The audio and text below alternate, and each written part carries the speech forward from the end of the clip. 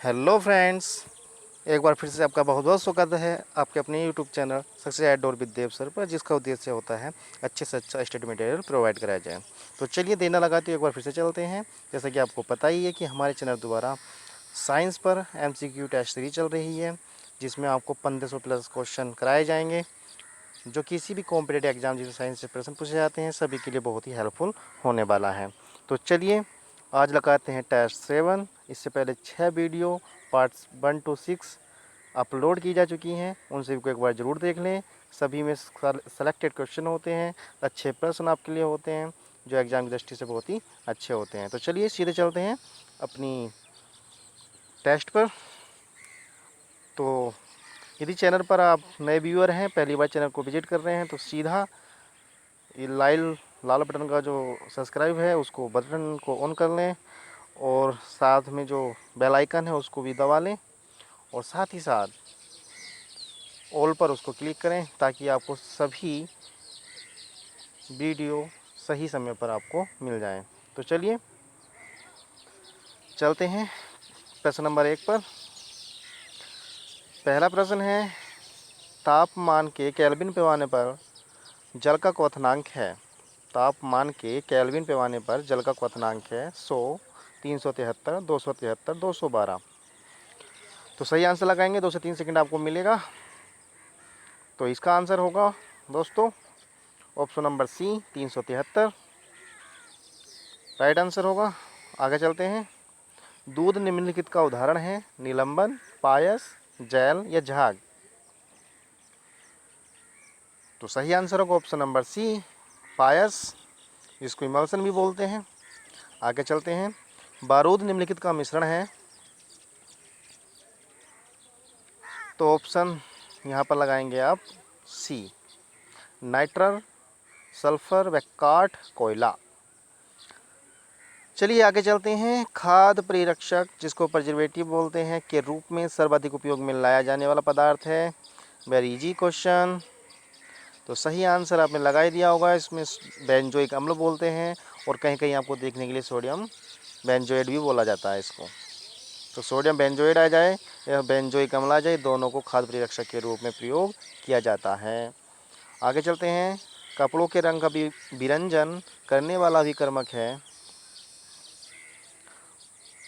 तो आप जाएंगे सीधा ऑप्शन नंबर 2 पर, सल्फर डाइऑक्साइड। सल्फर डाइऑक्साइड जो है ये कपड़ों के रंग का विरंजन करता है। विरंजन का आप जानते ही होंगे, रंग को उड़ा लेना का काम करता है। वह रासायनिक अभिक्रिया जिसके घटित होने से ऊष्मा बनती है। सही आंसर लगाइए जल्दी से। तो इसको बोलते हैं ऊष्माक्षेपी अभिक्रिया। इस अभिक्रिया में ऊष्मा का अपक्षय होता है। चलिए, किसी ठोस वस्तु को गर्म करने से उसका सीधे गैसीय रूप में परिवर्तन हो जाने को क्या कहते हैं। तो इसका आंसर आप लगाएंगे ऑप्शन नंबर सी, ऊर्ध्वपातन, जिसका उदाहरण कपूर भी होता है। ये वो पदार्थ होते हैं जो सीधा किसी अन्य रूप में परिवर्तित हो सीधा गैस अवस्था में परिवर्तित हो जाते हैं। ठोस का अधिकतर क्या संभवतः सभी पदार्थ क्या होते हैं, द्रव अवस्था में बदलेंगे। लेकिन ये कुछ ऐसे पदार्थ होते हैं जो सीधा गैस अवस्था में बदल जाते हैं, तो उनको कहते हैं, जो अपना अवशेष नहीं छोड़ते हैं, उनको कहते हैं ऊर्ध्वपातन की अभिक्रिया। इसका एक अच्छा सा उदाहरण आपको पता है, कपूर होता है, जिसको जलाने पर वो उसका बिल्कुल भी अवशेष नीचे नहीं बचता, वो सीधा गैस अवस्था में परिवर्तित हो जाता है। आगे चलते हैं। किसी भी रासायनिक यौगिक की न्यूनतम संभव इकाई क्या होती है। तो आप आंसर लगाएंगे अणु। देखिए, यौगिक की होती है अणु, और किसी तत्व की होती है परमाणु, जिसको परम अणु बोलते हैं। ठीक है। तो फोटोग्राफी में काम आने वाला हाइपो का रासायनिक नाम है। देखिए, बहुत बहुत ही मोस्ट क्वेश्चन है ये। इसको सोडियम थायोसल्फेट बोलते हैं, जो फोटोग्राफी में बहुत ज़्यादा प्रयोग में किया जाता है, और इसका दूसरा नाम क्या है, हाइपो। हरे फलों को पकाने के लिए काम में लाई जाने वाली गैस है। देखिए, क्वेश्चन आपको देखते ही बन रहे होंगे, अगर आपने प्रीवियस ईयर अन्य जो भर्तियां हुई हैं अभी तक उनके सेट लगाए होंगे, तो उसमें आपको ये प्रश्न देखने को ज़रूर मिल जाएंगे। काफ़ी मोस्ट क्वेश्चन, सेलेक्टेड क्वेश्चन आपके लिए हम लेकर आते हैं। तो आपका भी फ़र्ज़ बनता है कि हमारा उत्साहवर्धन करने के लिए वीडियो को लाइक ज़रूर करें, और पहली बार वीडियो को देख रहे हैं तो चैनल को सब्सक्राइब ज़रूर करें। तो प्रश्न नंबर 10 आंसर आप लगाएंगे ऑप्शन नंबर ए। आगे चलते हैं। प्राथमिक सोने की शुद्धता है। प्राथमिक सोने की शुद्धता आपने बहुतों को कहते भी सुना होगा, 24 कैरेट। 24 कैरेट का सोना बिल्कुल शुद्ध सोना कहला जाता है। आगे चलते हैं। पेट्रोल में टेट्राएथिल लेड निम्नलिखित कारण से मिलाया जाता है। जो पेट्रोल में जो है वो टेट्राएथिल एक लेड है जिसको मिलाया जाता है, उसका कारण इसमें पूछा गया है प्रश्न में, तो उसका कारण आप बताएंगे क्या होगा। तो इसका आंसर है ऑप्शन नंबर डी, इसके एंटी नॉकिंग दर को बढ़ाने के लिए। आगे चलते हैं। गन्ने की शर्करा को ग्लूकोज तथा फ्रक्टोज में जल अपघटित करने वाला एंजाइम है। तो इसमें सही आंसर क्या लगाएंगे आप। गन्ने की शक्कर को ग्लूकोज तथा फ्रक्टोज में जल अपघटित करने वाला एंजाइम है, तो इसका आंसर आप लगाएंगे ऑप्शन नंबर 2, इन्वर्टेज। इन्वर्टेज एक ऐसा एंजाइम है जो गन्ने की जो शक्कर होती है उसको ग्लूकोज और फ्रक्टोज में क्या कर देता है, जल अपघटित कर देता है। प्रयोगशाला में संश्लेषित किया जाने वाला पहला कार्बनिक यौगिक था। तो सबसे पहला कार्बनिक यौगिक क्या था जिसको प्रयोगशाला में संश्लेषित किया गया था। इसका आप आंसर लगाएंगे ऑप्शन नंबर ए, जिसको आप यूरिया बोलते हैं। NH2CO NH2 इसका रासायनिक सूत्र होता है। आगे चलते हैं। मानव के द्वारा सर्वप्रथम प्रयोग में लाई जाने वाली धातु थी। कई बार एग्जाम में पूछ लिया जाता है प्रश्न भी, तो इसको आप बोलते हैं, इसको आप क्योंकि साइंस में यूज हो जाता है, ये तांबे का धातु है, और वही इस प्रश्न को हिस्ट्री में भी पूछ लिया जाता है, क्योंकि ये हिस्ट्री का क्वेश्चन भी है कि मानव द्वारा पहली धातु कौन सी प्रयोग में लाई गई थी, तो वो आंसर होगा आपका तांबा। आगे देखते हैं। सम्मोहक की तरह काम में लाया जाने वाला अम्ल है। सम्मोहक की तरह काम में लाया जाने वाला अम्ल कौन सा है, तो आपको पता होगा। ऑप्शन नंबर आपको सी लगाना है। इसको बारबीट्यूरिक बोलते हैं, बारबीट्यूरिक अम्ल होता है ये। आगे देखते हैं। सर्वाधिक आघातवर्धीय धातु कौन सी है, इसके बारे में मैं आपको बता दूं। जो धातु जितनी ज़्यादा आघातवर्धीय होगी उसका उतना ही लंबा तार खींचा जा सकता है, वो उतनी ही शुद्ध धातु होगी। तो देखिए इसमें सीधा आंसर आप लगा देंगे, ऑप्शन नंबर डी पर जा रहे हैं। तो यदि सोने के पतले से पतले तार भी बनाए जा सकते हैं। आगे चलते हैं। निम्नलिखित तौर पर गैसोलीन उत्पादन के औद्योगिक प्रक्रम को कहते हैं। क्या कहते हैं कृत्रिम तौर पर। तो प्रश्न नंबर 18, यदि आप ऑप्शन नंबर सी पर जा रहे हैं, फिशर ट्रॉप्स प्रक्रम, तो आप बिल्कुल सही जा रहे थे। मानव शरीर में सर्वाधिक मात्रा में पाया जाने वाला तत्व है, तो आपको पता तो चल ही गया होगा। यहाँ पर भी आपको ऑप्शन नंबर डी पर जाना है, ऑक्सीजन। मानव रक्त का पीएच लगभग कितना होता है, तो मानव रक्त का पीएच 7.5 होता है। तो इससे आपको पता क्या चलता है, मैंने आपको पिछली वीडियो में बताया था। पीएच स्केल में 0 से लेकर हमारा 14 तक अंक होते हैं, और 1 to 7 जो कहलाते हैं वो हमारे अम्ल कहलाते हैं, और 7 से ऊपर जितने भी हमारे 14 तक जाते हैं वो हमारे क्षार कहलाते हैं। तो 7.5 हमारे जो रक्त की जो प्रकृति है, जो नेचर है उसका, तो वो कैसा है, एक क्षार की तरह है, बेस है ये। एक माइक्रोन बराबर होता है, तो सही आंसर पर जा रहे हैं। एक माइक्रोन में आपका होता है 0.001 मिलीमीटर। तो ऑप्शन नंबर सी यहाँ पर सही होगा। तारपीन का तेल निम्नलिखित लकड़ी से निकाला जाता है। तो तारपीन का तेल कौन सी लकड़ी से निकाला जाता है, यहाँ पर सही ऑप्शन आपको लगाना होगा। प्रश्न नंबर 22 का आंसर होगा ऑप्शन नंबर डी, पाइनस। लार की प्रकृति कैसी होती है, वेरी इजी क्वेश्चन है। तो लार की जो प्रकृति होती है वो होती है अम्लीय। लार कैसी प्रकृति का होता है, अम्लीय प्रकृति का होता है। कागज पर पुराने उंगलियों के निशान निम्नलिखित में से डेवलप किया जा सकता है। कागज पर पुरानी उंगलियों के निशान निम्नलिखित से डेवलप किया जा सकता है। तो इसमें आपको बताना होगा प्रश्न नंबर 24 का आंसर होगा ऑप्शन नंबर बी, जिसको हाइड्रोजन विलयन बोलते हैं, या इसको आप H2O2 जिसको आप हाइड्रोजन पेरोक्साइड भी बोलते हैं। और आपने देखा होगा ये जो डॉक्टर होते हैं उन पर कहते हैं जिसको हाइड्रो बोल देते हैं, वो उसका नाम हाइड्रोजन पेरोक्साइड होता है। एक जल होता है, ये शुद्ध जल होता है जो जख्म को साफ करने के काम में आता है, अर्थात इसमें जो गंदगी होती है वो उसको साफ कर लेता है, झाग द्वारा निकल कर आता है। आपने देखा होगा ना, डॉक्टर इसका यूज करते हैं। तो ये होता है H2O2 हाइड्रोजन पेरोक्साइड। चलिए आगे चलते हैं।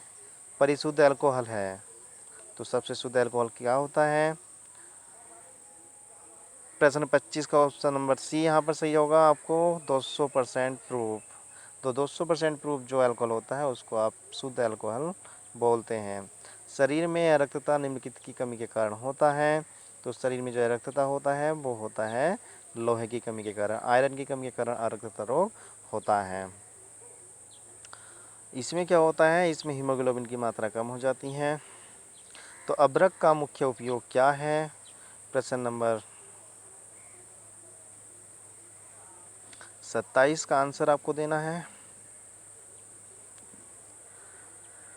तो 27 का आंसर होगा ऑप्शन नंबर सी, बिजली उद्योग में। अबरक का प्रयोग बिजली के उद्योग में किया जाता है, क्योंकि अबरक से हमारी धातु जो माइका जो होती है वो जो बिजली होती है, लाइट होती है, इलेक्ट्रिक होती है, उसमें उसका संचालन नहीं होता है। जो हमारे बोर्ड बने होते हैं घर के, जो माइका जिसको वाइट रंग के होते हैं, संभवतः वाइट रंग के होते हैं, वो अबरक ही होता है, आपको बता दिया जाए। और जिस पे वाइट बोर्ड होती है, जिस पर पढ़ाते हैं, जो मार्कर चलता है जिस पर, वो भी हमारा अबरक ही होता है। तो अबरक आपने देख रखा है। ये जो है इसमें इसीलिए बिजली कम लिया जाता है ताकि इसमें लाइट संचार का ना हो सके और वायर पास पास रहकर भी सुरक्षित रह सकें। प्लास्टिक टेप रिकॉर्डर के टेपों पर लेपित किया जाने वाला पदार्थ क्या है? तो आपको पता होगा। प्रश्न नंबर हमारा है ये 28। तो 28 का आंसर होगा ऑप्शन नंबर डी, इसको लौह ऑक्साइड बोलते हैं। आगे चलते हैं। जल में वॉशिंग सोडा का घोल कहलाता है। जल में अगर आप वॉशिंग सोडा घोल देते हैं तो वो हो जाता है option number b, magnesium oxide. Sorry उदासीन, वो हो जाता है उदासीन। आगे चलते हैं। कंप्यूटर में ऐसी चिप निम्नलिखित की बनी होती है। वेरी इजी क्वेश्चन है ये। तो यहाँ पर यदि आप ऑप्शन नंबर सी पर जा रहे हैं तो आप सही जा रहे हैं, सिलिका की बनी होती है। एग्जाम में कई दफ़ा पूछ भी लिया गया है प्रश्न। अस्पतालों में सांस लेने वाली ऑक्सीजन नली में ऑक्सीजन और निम्नलिखित गैस होती है। देखिए ऑक्सीजन के साथ कौन सी गैस मिलाई जाती है जो आपको आईसीयू रूम में मिलती है? सिलेंडर में जो गैस होती है, जो जिसमें जब मनुष्य स्वयं सांस नहीं ले पाता है तो उसको नली द्वारा सांस दिया जाता है, तो उसमें ऑक्सीजन के साथ एक गैस और मिलाई जाती है, उसका नाम यहाँ पर पूछा गया है। तो उसका आंसर होगा option number D. Sorry D तो होगी नहीं। अस्पतालों में सांस लेने वाली ऑक्सीजन नली में ऑक्सीजन और निम्नलिखित गैस होती है, तो इसमें होती है हीलियम। इसमें होती है हीलियम गैस, ठीक है। ऑक्सीजन और हीलियम होता है। आगे चलते हैं। एसिटिल एसिसिलिक अम्ल आमतौर पर निम्नलिखित काम में लाया जाता है। तो प्रश्न नंबर 42 का आंसर आप लगाएंगे आंसू गैस। आंसू गैस के रूप में इसका प्रयोग किया जाता है। प्रदीप्ति नली में साधारणतया काम में लाया जाने वाला पदार्थ है। तो प्रश्न 43।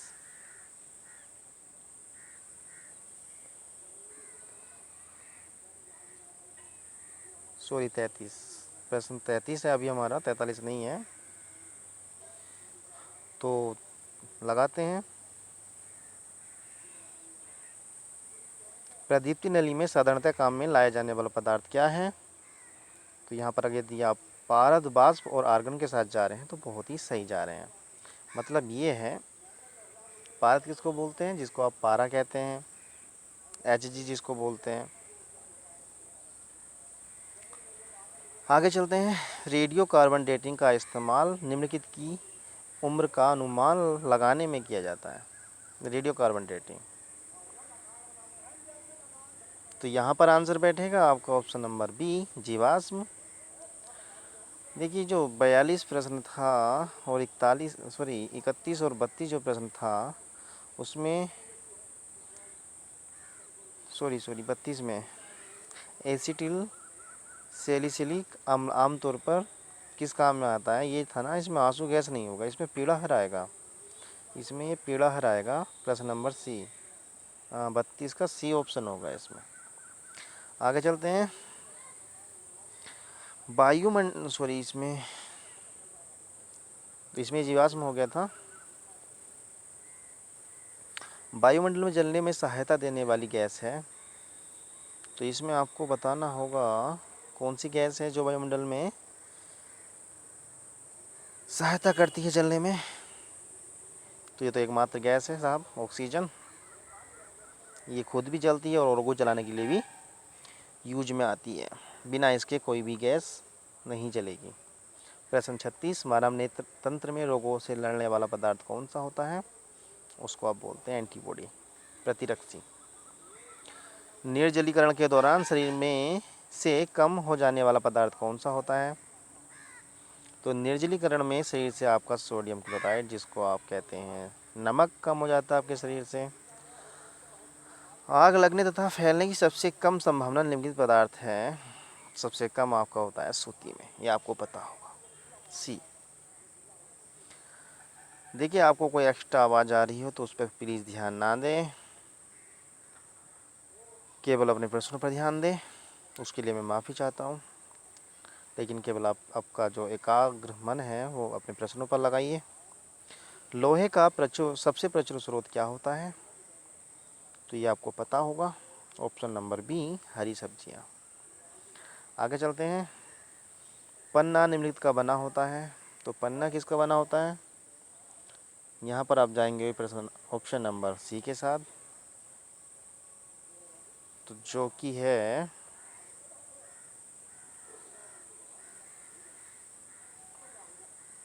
बेरिलियम, ये ठीक है। अब चलते हैं प्रश्न नंबर 41, तात्कालिक शक्ति के लिए धावकों को दिया जाता है, तो क्या दिया जाता है? ग्लूकोज। यहाँ पर ऑप्शन नंबर डी सही होगा। आगे चलते हैं। बीज बोते समय सामान्यतः काम में लाए जाने वाला उर्वरक में होता है, कौन होता है? तो यहाँ पर यदि आप ए पर जा रहे हैं नाइट्रेट के साथ, तो आप बिल्कुल सही जा रहे हैं। भोजन पकाते समय अधिकतम नष्ट होने वाला पदार्थ क्या है? यदि आप भोजन पकाते समय जो नष्ट होने वाला पदार्थ है वो उसमें से क्या निकल जाता है? तो प्रश्न नंबर 43 का आंसर होगा डी, विटामिन उससे बाहर हो जाते हैं। रेफ्रिजरेटर में प्रशीतलक का काम करने वाला द्रव्य है, तो वो क्या होता है दोस्तों? प्रश्न नंबर 44 का सी, द्रव्य अमोनिया। इथेनॉल के अत्यधिक सेवन से जिस अंग को हानि पहुंचती है वो क्या होता है? आंसर डी होगा, यकृत। वीडियो थोड़ा लंबा हो गया है क्योंकि आज मैंने 50 प्रश्न रखे थे और अब 50 प्रश्न का सेट ही मैं आपको प्रतिदिन कराया करूँगा। एक रासायनिक यौगिक जो दो तत्वों से बना है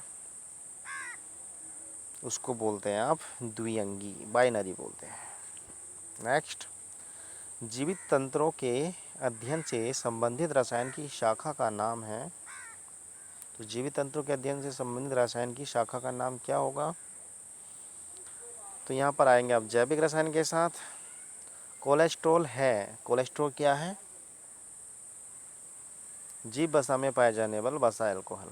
देखिए वसा में पाया जाता है, और कोलेस्ट्रॉल बैड कोलेस्ट्रॉल होता है और गुड कोलेस्ट्रॉल होता है। जो बैड कोलेस्ट्रॉल होता है वो नसों में ब्लॉकेज का कार्य करता है, जिससे आपको जो हार्ट अटैक है उसके आने की संभावना ज़्यादा होती है। तो कोलेस्ट्रॉल को आपको कंट्रोल करना होगा। कोलेस्ट्रॉल आपकी बॉडी में ज़्यादा नहीं बनना चाहिए। आगे चलते हैं। डीडीटी उस रसायन का नाम है जो निम्नलिखित की तरह उपयोग किया जाता है। डीडीटी नाम सुना होगा, नहीं सुना है तो देखिए मैं बता देता हूँ। जो डीडीटी की एक दवाई होती है जो फसलों पर भी की जाती है कीटनाशक के रूप में। जो आपने देखा होगा घरों पर जो आप बेल उगा लेते हैं, जो वाइन्स होती हैं उन पर कभी कभी एक कीट आक्रमण कर देते हैं, तो उन पर एक राख में मिलाकर छिड़काव किया जाता है। वो डीडीटी होती है जो जो हमारी वाइन्स हैं, जो बेल हैं, उन पर जो कीट लग रहे हैं उनसे उनको आसानी मिलती है। आसानी से झाग नहीं देने वाला जल कहलाता है। जो जल आसानी से झाग नहीं देता है उसको आप कहेंगे कठोर जल। तो वीडियो देखने के लिए बहुत बहुत धन्यवाद। 50 प्रश्न इस वीडियो में थे। एक बार फिर से आपको बता दूं, चैनल आपने सब्सक्राइब नहीं किया हो तो चैनल सब्सक्राइब कर लें, और वीडियो पसंद आए तो वीडियो को लाइक करना नहीं भूलें। वीडियो पूरा देखने के लिए बहुत बहुत धन्यवाद।